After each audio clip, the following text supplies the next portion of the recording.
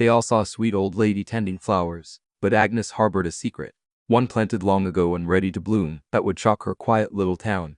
The mop slid under her feet as Sergeant Graves kicked it toward her. "When you're done there, make sure to clean my boots too." Lena Morgan didn't react. She just nodded slightly and kept scrubbing the floor like a ghost within Fort Dagger. To them she was just a temporary janitor. No rank, no records, no complaints. But when her sleeve accidentally slipped down, revealing the tattooed code name Night Viper 0 circling her wrist, the hallway went breathless. One question exploded in everyone's mind. Why is an erased Black Ops agent holding a mop inside their own base? Lena's hands were steady, gripping the worn wooden handle, but her chest still carried the ache from the night before. She had been sitting in the mess hall alone at a corner table, her fingers wrapped around a chipped mug of cold coffee. Two recruits, their voices sharp and careless, were talking about her from across the room. "She's got no place here," one said, a lanky kid with a smirk that didn't match his eyes. "Probably some dropout who couldn't hack it anywhere else." His buddy, a guy with a buzz and a laugh too loud for the joke, leaned in. "Bet she's got a sad story. Husband ditched her or she's dodging a rap sheet."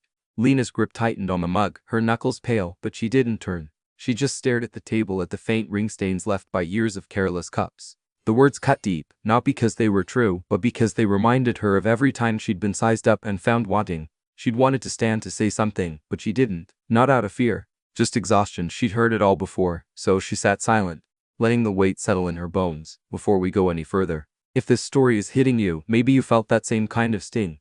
That moment when someone looks at you and decides you're less. Could you do me a small favor? Grab your phone, hit the like button, leave a comment below, and subscribe to the channel. It means the world to keep sharing stories like Lena's stories about people who've been knocked down, judged but never broken. Just a quick tap, and we'll walk through this together." Graves was still standing over her now, his shadow stretching across the wet tiles. He was a big man, mid-40s, with a buzz so precise it looked like it was measured with a protractor. His uniform was always perfect, his boots gleaming like they had never seen dirt.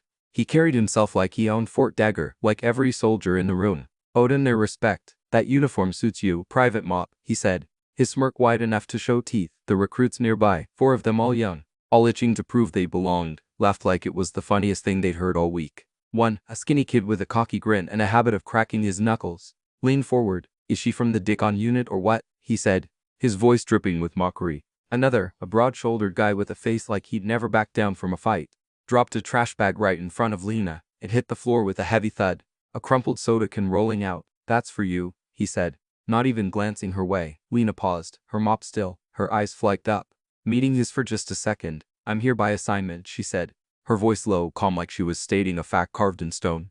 The laughter stopped, but only for a moment. Graves snorted, and the recruits fell back in line, their chuckles bouncing off the walls. In the motor pool later that day, Lena was wiping down a workbench, her gloves slick with grease from spilled oil. A group of mechanics, their coveralls stained and their hands rough, were lounging nearby, tossing a wrench between them like a toy. One of them, a weary guy with a toothpick in his mouth, spotted her and grinned. "Hey, janitor lady, you missed a spot," he called, pointing at a puddle of oil she'd already cleaned twice. The others snickered, egging him on. He stood sauntering over and flagged his toothpick onto the workbench right where she was wiping. "Pick that up while you're at it," he said, his voice loud enough to draw eyes. Lena didn't look at him. She just picked up the toothpick, dropped it into a nearby trash can, and kept wiping. The mechanic laughed, turning to his buddies. "She's trained real good, huh?" But as he walked away, Lena's hand paused, her fingers brushing against a small faded patch sewn into her uniform sleeve. A patch no one noticed, shaped like a coiled snake. It was old, barely visible, but it was there. One of the mechanics, an older guy who'd been quiet, squinted at it. His face changed just for a second before he turned away, busying himself with a tire. Lena went back to mopping her movements, slow, deliberate, like she was painting the floor instead of cleaning it. She wasn't tall, barely 5'4", but there was something about her presence. Not stiff, not weak, just solid. Her black hair fell in soft waves around her face, framing eyes that were sharp and cold, like they had seen too much to be surprised anymore. Her skin was pale, untouched by makeup, and the faded green janitor's uniform hung loose on her frame, stained from months of scrubbing. She always wore gloves, the thick rubber kind meant for handling chemicals, and no one had ever seen her take them off. To the soldiers at Fort Dagger, she was a nobody, the woman who cleaned their spills, emptied their trash, and disappeared into the background. But sometimes, when no one was watching, she'd stop by a window, her hand still, her gaze fixed on something far away. For a second, she'd looked like someone else, someone who'd carried heavier things than a mop. That afternoon, Lena was crossing the command room, a small black canvas pouch tucked under her arm. It was nothing fancy, just a simple thing you might carry a few coins or a key in. She set it on the edge of a table as she adjusted her mop. Not thinking much of it, Graves was there barking at a couple of texts about a glitchy radio that wouldn't shut up. He spotted the pouch and stopped mid-sentence. "What's this?" he snapped, pointing at it like it was contraband. Lena glanced over, her face blank. "Just my stuff," she said, reaching for it. But Graves was quicker. He grabbed it, unzipped it, and pulled out a matte black card with a red edge. The room went quiet. The text stopped typing, their eyes locked on the card. Graves turned it over in his hand, his brow furrowing. "This doesn't even exist in the regular system," he muttered, his voice low like he was talking to himself. Lena didn't flinch. She just picked the pouch back up, slid the card inside, and said, "I forgot to lock it." Her tone was calm, but it carried a weight that made Graves step back. He didn't say another word. Not yet. Outside the command room, a group of clerks were sorting through mail in the admin office. One of them, a young woman with a tight bun and a habit of tapping her pen, noticed Lena passing by with her mop. She rolled her eyes loud enough for her co-workers to hear. "Why do we even have her here? She's slower than my grandma," she said, tossing a stack of envelopes onto a desk. The others laughed, one of them mimicking Lena's slow, deliberate movements with an exaggerated sway. "Maybe she's practicing for the janitor Olympics," he said, grinning. Lena kept walking her bucket, rattling softly, but her steps slowed just enough to notice. She stopped at the end of the hall, setting her bucket down and adjusted her gloves. The clerks didn't see her pause, didn't see the way her fingers lingered on the edge of the bucket like she was steadying herself. But an older clerk, a man with graying hair and a limp, watched her. He'd seen the way she moved, the way she didn't flinch. He scribbled something on a notepad and tucked it into his pocket, his face unreadable. The card was a level 5 access card, the kind only special ops ghost-level agents carried at Fort Dagger. They were a myth, something you heard about in late-night barracks talk, but never saw. Nobody at the base had clearance high enough to even touch one. Graves didn't know what to make of it. He stood there, the card's weight lingering in his mind, but he couldn't let it go. By the next morning, he had reported a fraudulent ID to upper command. He wasn't done, though. He called for a public locker inspection, dragging everyone into the main bay. "Let's start from the root," he said, his voice booming, his chest puffed out. The recruits smirked. Sensing a show, they yanked open Lena's locker. Nothing but a pile of dirty clothes, a broken radio with a cracked dial, and a half-burned notebook, its edges charred like it had been pulled from a fire. Graves held it up, waving it like a flag. "Look at this. Her grocery list, maybe." The laughter came fast, sharp like a blade slicing through the air. Lena stood at the edge of the group, her arms crossed, her face still. She didn't blink, didn't move, just watched. During a late-night shift, Lena was cleaning the comms room where a few texts were hunched over monitors, their screens casting a blue glow. One of them, a weary guy with a buzzcut and a habit of chewing gum, loudly leaned back in his chair. "Hey, mop lady, don't get any water on the cables," he said, his tone sharp like he was talking to a child. His buddy, a guy with a patchy beard, chuckled and pointed at her. "Yeah, we don't need a short circuit from the cleaning crew." The others laughed, their voices echoing in the small room. Lena kept wiping down a console, her movements precise, but her hand slowed as she reached a panel covered in dust. She brushed it clean, revealing a faint etching of a Viper's head, barely visible, like it had been scratched into the metal years ago.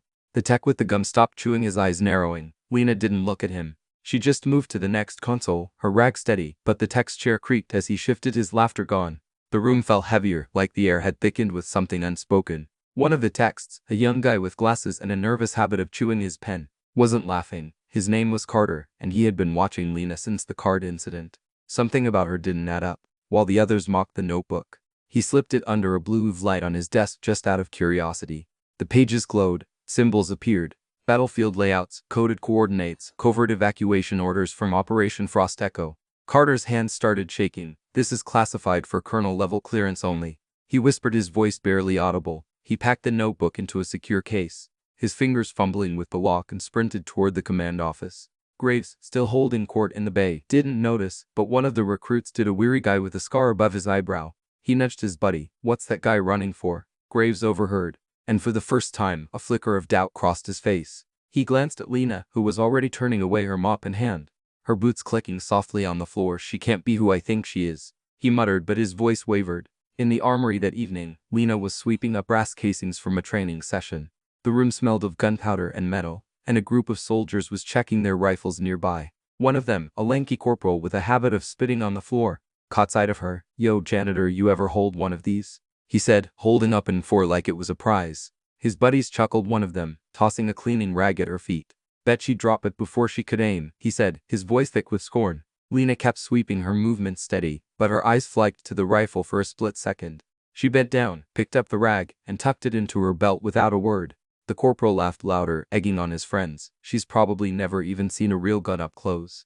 But as Lena turned to leave, her sleeve caught on a rack, pulling it up just enough to show the edge of her tattoo. The corporal's laugh died in his throat. He squinted trying to make out the ink. But Lena was already gone, the door swinging shut behind her. By lunchtime, the main hall was packed. Soldiers sat at long tables, their trays clattering, their voices loud, with the kind of bravado that comes from too much coffee and not enough sleep. Lena was in the corner mopping a spill near the soda machine, her back to the room. A group of soldiers, 3 guys all in their 20s, all full of themselves, started in on her. The leader, a tall guy with a shaved head and a gold chain he wasn't supposed to wear, leaned back in his chair. "If she's so good, why is she scrubbing floors instead of fighting?" he said loud enough for the whole hall to hear. His buddy, a stocky guy with a laugh like a hyena, chimed in. "Look at her, probably afraid of guns. That's why she cleans toilets." The third, quieter but meaner, leaned forward, his eyes narrow. "Maybe she flins at loud noises." The room erupted, laughter bouncing off the walls. Lena paused, her hand still on the mop. Then, as she turned to move a bucket, her sleeve slipped up just for a second. But it was enough. Tattooed on her left wrist was the code name Night Viper 0. The hall went silent like someone had flipped a switch. The tattoo wasn't just ink. It was a legend. Night Viper 0, the silent cleaner, the one called in after assassination ops went wrong, the one who erased Hawk 5 when they went rogue. Whispers started low and fast. "That's her," one soldier muttered, his fork frozen halfway to his mouth. "No way," another said, but his voice was shaky. Graves was there, standing at the edge of the group, his lips trembling. He took a step back like he was afraid she'd turn and look at him. Lena didn't. She just rolled her sleeve back down, her movements slow, deliberate. "That's why I no longer fight," she said, her voice so quiet it barely carried. But it didn't need to. The words landed like a grenade. She picked up her bucket and walked out, her boots echoing in the silence. At the weekly briefing the next morning, Lena was restocking coffee filters in the brick room next to the conference hall. The door was open and she could hear the officers inside, their voices sharp with arrogance. One of them, a captain with a voice like gravel, was mid-rant. "I don't care what anyone says, she's a nobody," he said, slamming a folder on the table. "Some janitor with a fake tattoo doesn't get to walk around like she owns the place." The others murmured agreement, one of them chuckling. "Maybe she's got a fan club in the mop closet." Lena kept working, her hands steady as she stacked the filters, but her jaw tightened just enough for the barista nearby to notice. The barista, a young woman with a nervous smile, hesitated, then slid a fresh cup of coffee toward Lena. "It's on me," she whispered. Is irked. Lena nodded, her eyes softening for a moment. But she didn't take the cup. She just finished her task and left, the captain's voice still ringing in her ears. Graves wasn't done, though. He couldn't let it go. By the next day, he was back at it, trying to save face. He stood in the command room surrounded by officers and recruits, his voice loud and forced. "A tattoo means nothing," he said, his hands on his hips. "Anyone can get a fake tattoo. Where's her file? Where's her rank? No documents, no ID, no insignia. She's fiction, a myth." The others nodded, but it fell hollow. They were trying to convince themselves as much as him. Lena was there in the corner, wiping down a table with a rag. She didn't look up, but her eyes locked on Graves for just a moment. It was enough to make him falter, his words catching in his throat. She turned away, folding the rag with care, tucking it into her pocket. The room felt smaller, like the air had been sucked out.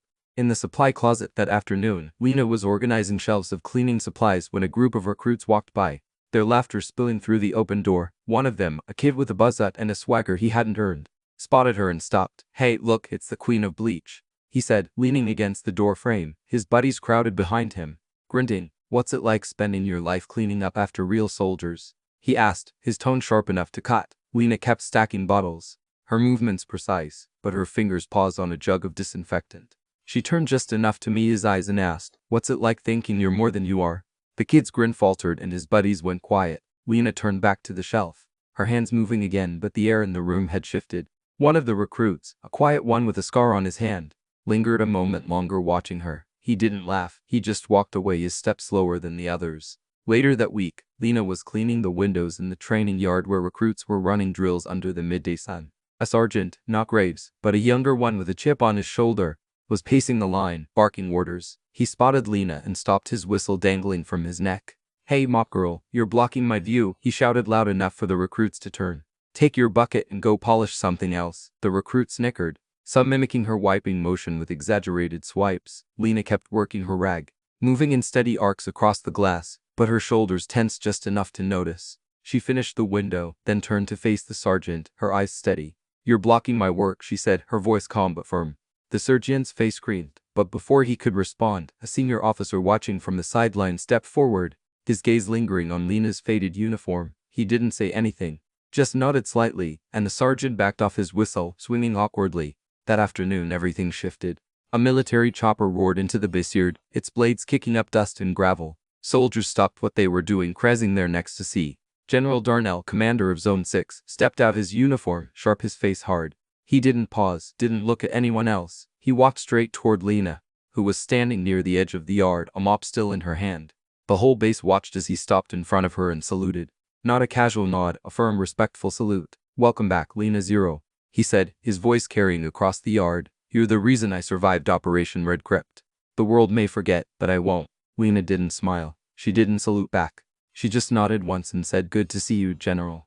Graves, standing 20 feet away, looked like he'd been slapped. His mouth opened, but nothing came out. In the days that followed, the base was quieter, the air thick with unspoken questions. Lena was back at her routine, mopping the barracks, but now soldiers watched her from the corners of their eyes. One evening in the rec room, a group of officers was playing cards, their voices low. One of them, a major with a habit of adjusting his glasses, glanced at Lena as she emptied a trash can. "She's got to be a plant," he muttered, "some kind of test from command to see if we're slacking." His buddy, a lieutenant with a permanent scowl, shook his head. "Nah, she's just a has-been, probably washed out and got stuck with a mop."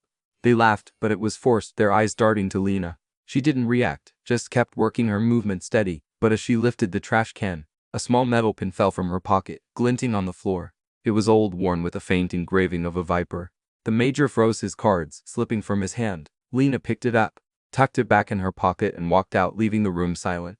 The whispers spread like wildfire. "Lena Zero, Night Viper Zero, the silent cleaner." The soldiers who'd mocked her in the hall were quiet now, their trays untouched. The tall one with the gold chain stared at his boots, his face pale. The stocky one tried to laugh it off, but it came out weak, like he was choking. The quiet one, the mean one, just sat there, his hand shaking.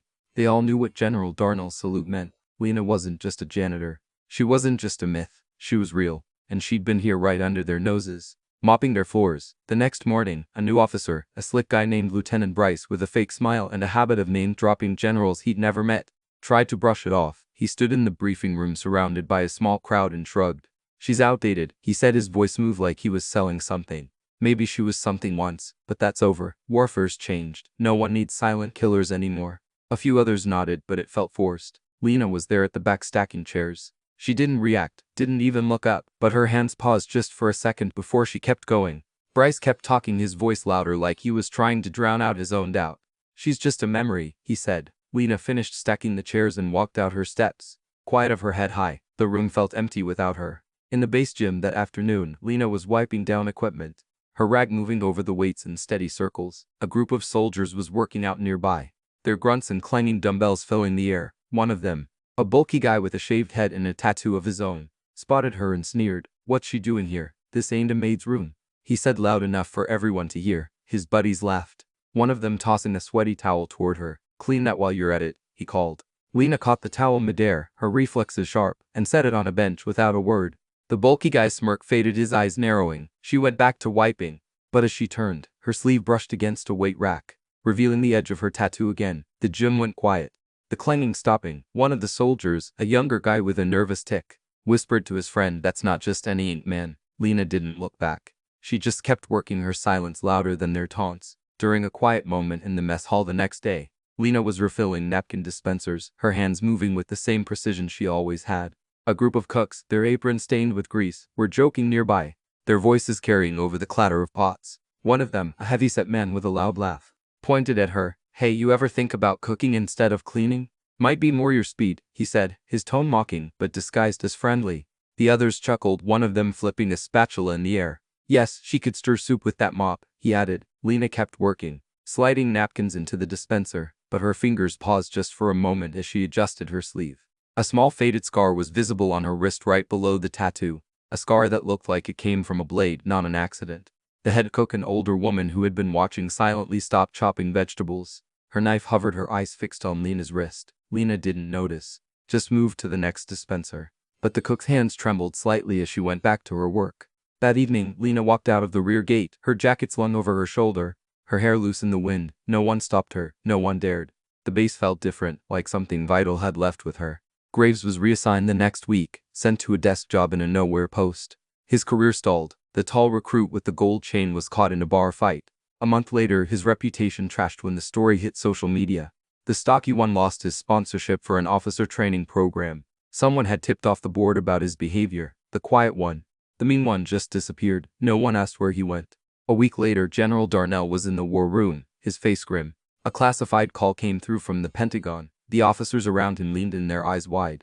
Operation Silent Abyss begins. The voice on the line said, only one is qualified. Summon Lena Morgan, codename name Viper. 0. The room cleared out in seconds. Every general scrambling to their posts. Outside, Lena stood on the airstrip. The wind tugging at her jacket. Her hair danced around her face. Her eyes fixed northward, sharp and cold as ever. She didn't need to say anything. Her presence said it all. She wasn't just a memory. She was the one they called when the world needed saving. The base never forgot her. The soldiers who'd mocked her carried the weight of their words, some for years. Lena didn't come back to gloat. She didn't need to. The truth had done its work. She'd walked through their cruelty, their doubt, their laughter, and come out the other side. Not louder, not prouder, just stronger. And for everyone watching, everyone who'd ever been judged, dismissed, or silenced, her story was a quiet promise. You're not invisible. Your worth isn't in their words. You carry it always in the way you stand. The way you move, the way you keep going. Where are you watching from? Leave a comment below and hit follow to walk with me through heartbreak, betrayal, and finally healing.